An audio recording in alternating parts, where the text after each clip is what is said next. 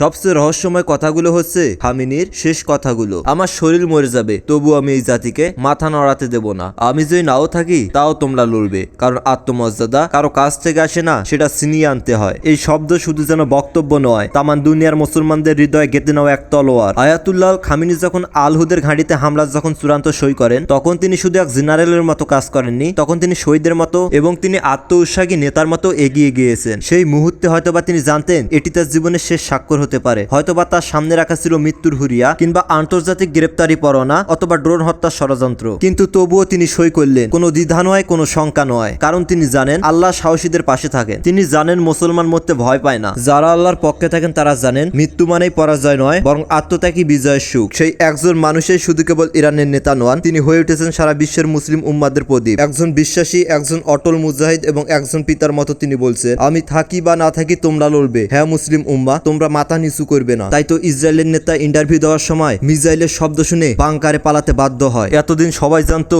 ইসরায়েলের আকাশ প্রতিরক্ষা ব্যবস্থা অনেক শক্তিশালী। সেই আকাশ প্রতিরক্ষা ব্যবস্থাকে বুড়ো আঙ্গুল দেখিয়ে মিসাইলের ঝড় তুলে আনলো ইরান। আয়াতুল্লাহ খামেনির মৃত্যুর প্রতিশোধে দাউ দাউ করে জ্বলছে ইসরায়েল। ঘর ছেড়ে বাংকারে আশ্রয় নিয়েছে মানুষ, রাস্তায় পড়ে আছে ধ্বংসস্তূপ, যেন তারা ঘুমন্ত সিংহকে জাগিয়ে দিয়েছে। ইরান বলতেছে এটা প্রতিশোধের শুরু মাত্র, সামনে তাদেরকে আরো বড় চ্যালেঞ্জের মোকাবেলা করতে হবে। ইরানে হামলা ও সর্বোচ্চ নেতা আয়াতুল্লাহ খামেনি হত্যার জবাবে ড্রোন ও মিসাইলের ঝড় তুলে এনেছে ইসলামী গার্ড IRGC।